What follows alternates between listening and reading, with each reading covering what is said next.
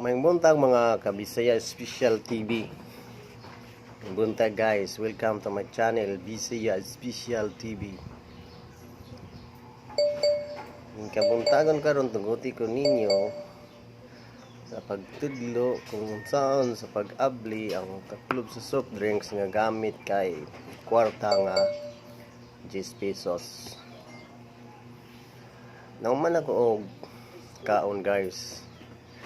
Nya nagpalit ko og soft drinks. Agi og pangsiragana nako.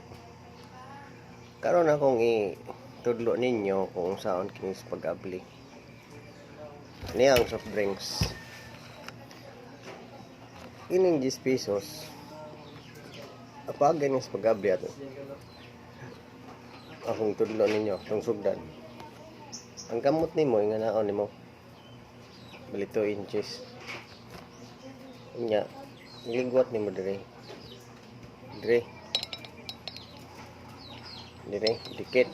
Nya imong ligwat. Nya, imong i-post. Naon ay.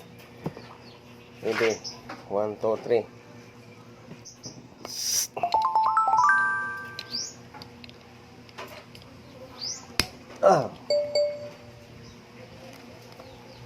Abli na guys.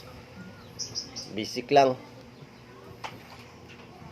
Yan yun ra. Ang pinakasayon na paggamit sa 10 pesos sa pag-abli sa taklob sa soft drinks. Simple hack na guys. Hindi na lang ko ito kung pagtudlo sa inyo guys. May adlaw Martes ka na itong tanan. God bless us all and more power. Daghang salamat.